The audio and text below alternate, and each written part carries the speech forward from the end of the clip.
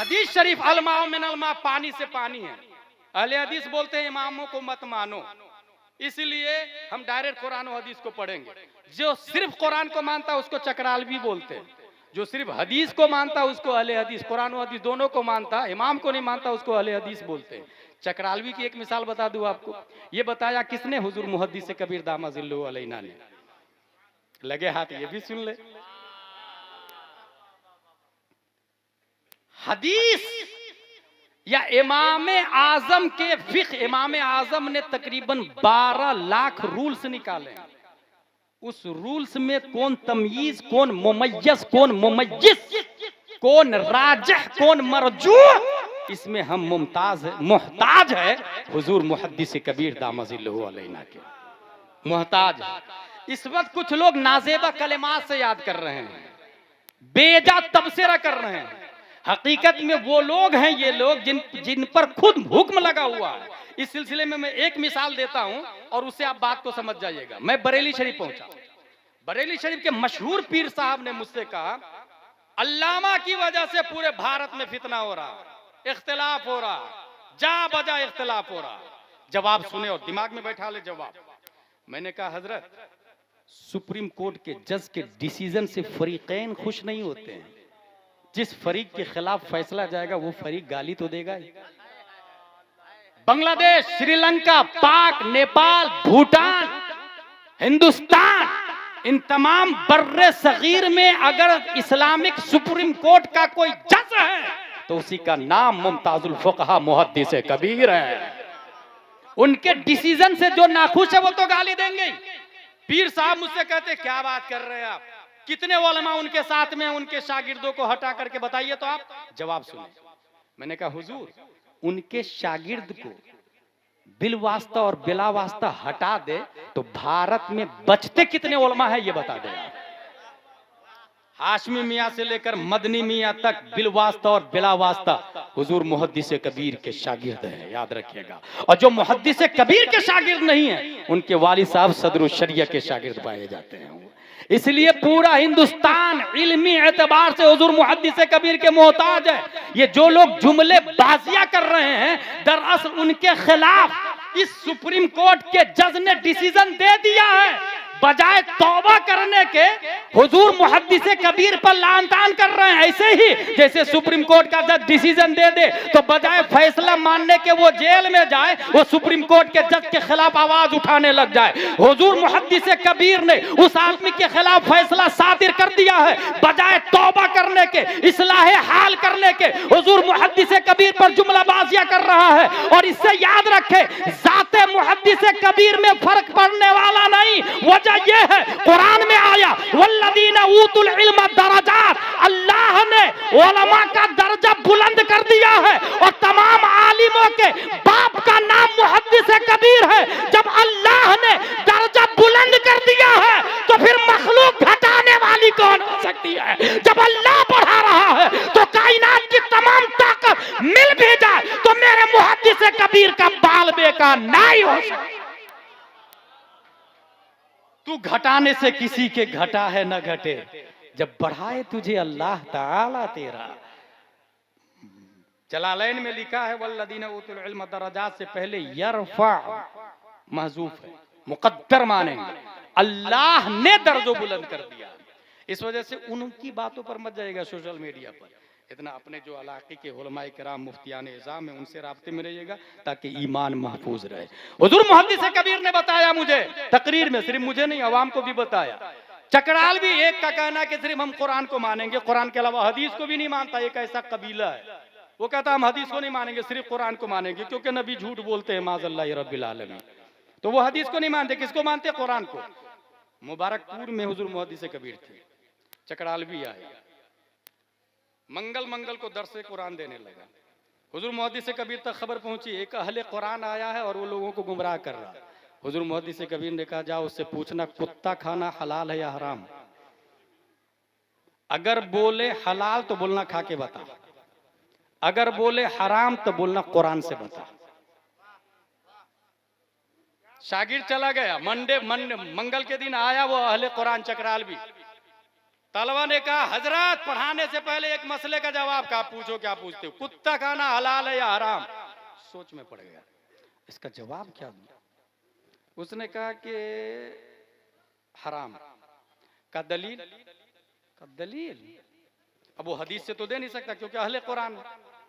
कुरान में ढूंढने लगा, ढूंढते ढूंढते कहा वो अगले मंगल को बताऊंगा। अगले मंगल को फिर आया, फिर दर्स शुरू कर दिया। तलबा ने कहा हजरत पहले वो सवाल का जवाब दीजिए ना। अब मिले तब ना, कुत्ता की बहस कुरान में मिले उससे तब ना। उसने कहा देखे भाई मुझको दलील नहीं मिली है और कुरान के बगैर में बात नहीं करता, इसलिए कुत्ता खाना हलाल है।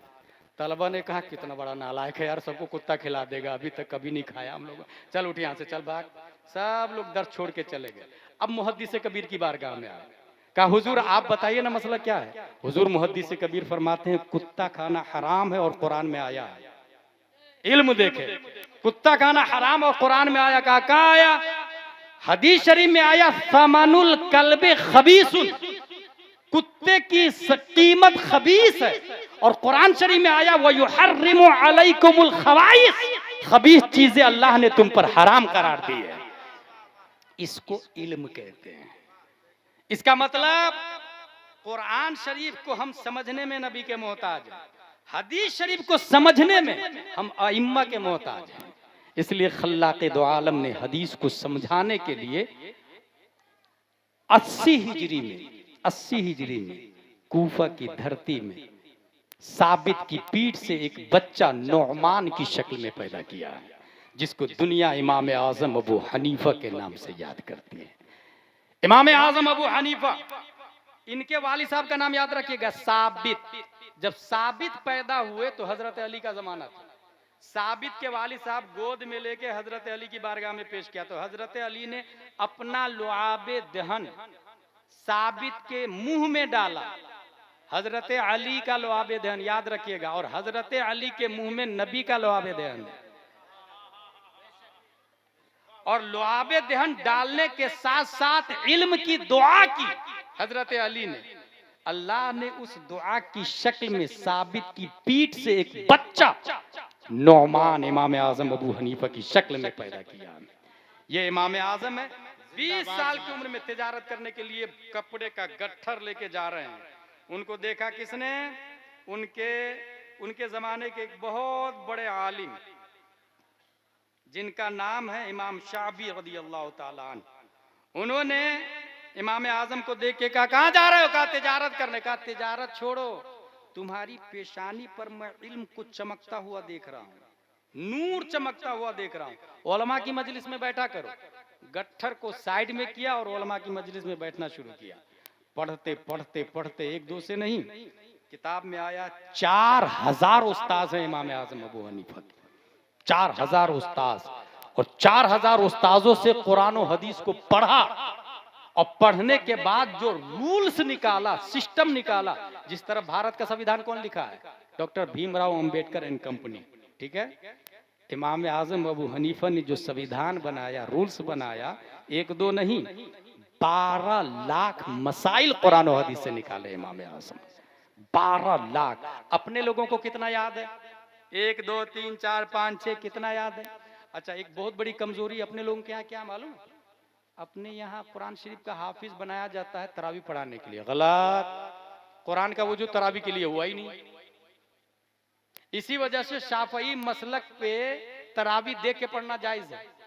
मैं जामे अजहर मिस्र में खुद देखा हूँ, तरावी पढ़ा रहे इमाम साहब, एक रकात पूरी हुई, पेज उलटते हैं, दूसरी रकात दूसरा पेज, तीसरी रकात, देख देख इतना बड़ा रेहल होता है, इतना बड़ा रेहल होता है। कुरान का वजूद तरावी के लिए नहीं हुआ, मसाइल के दलाइल के लिए हुआ। लाइफ स्टाइल का नाम कुरान शरीफ है, उसूले हयात का नाम कुरान शरीफ है। आप खाएंगे कैसे, इसका नाम कुरान शरीफ, ये कुरान शरीफ में। शादी कैसे करेंगे, ये कुरान शरीफ में। बिजनेस कैसे करेंगे, ये कुरान शरीफ में। जिंदगी में जो जो चीजें आने वाली है सब कुरान शरीफ में, कहीं सराहतन कहीं इजमालन।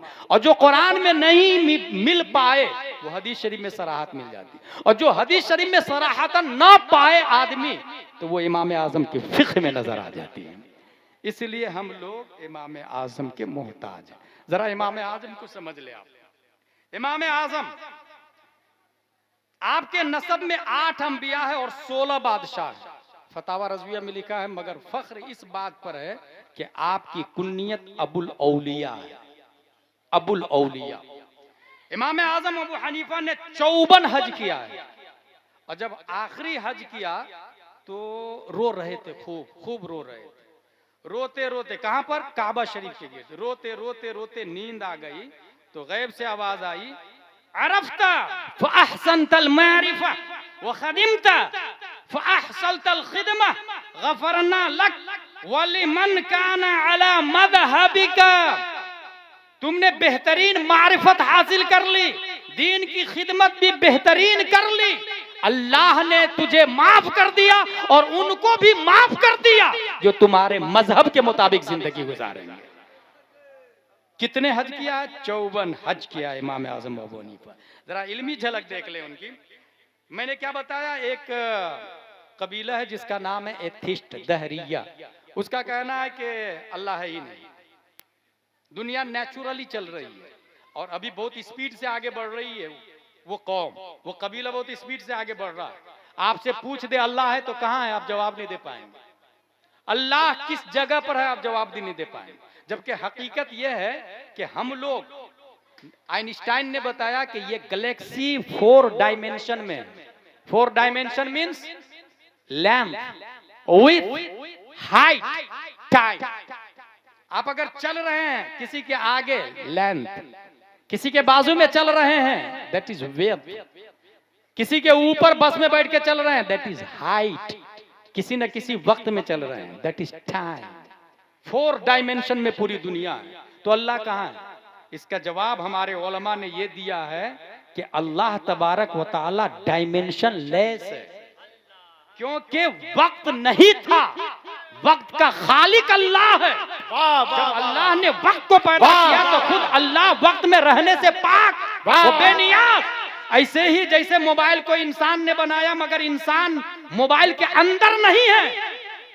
इंसान ने मोबाइल को बनाया, इसके अंदर इंसान नहीं है। दुनिया को अल्लाह ने बनाया। अल्लाह दुनिया से बेनियाज है, टाइम से बेनियाज है, फेस से बेनियाज है, लेंथ लेस है, विड्थ लेस है, हाइट लेस है, डायमेंशन लेस है। Allah has no father, no mother, no sons, no daughter. He is creator, he is generator, he is operator. कायनात की हर शय खत्म हो जाएगी, अल्लाह रहेगा। यही मतलब है कुल्लु शैइन हालिकुन इल्ला वजहू लहुल हुक्मु व इलैहि तुरजऊन। अगर समझ में आए तो माना, नहीं समझ में आया तो नहीं माना। जिसने सबसे पहले समझा उसे अबू बकर सिद्दीक कहा जाता है, और जिसने सबसे पहले इनकार किया उसे अबू जहल कहा जाता है। और कयामत तक जो लोग समझते रहेंगे वो गुलाम अबू बकर में शुमार होंगे, और जो लोग अल्लाह की वहदानियत का इकरार करेंगे वो लोग अबू जहल के गुलामों में शुमार होंगे। ये ज़ाब्ता है, ये कायदा कुल्लिया है। अल्लाह है। इमाम आजम के बाद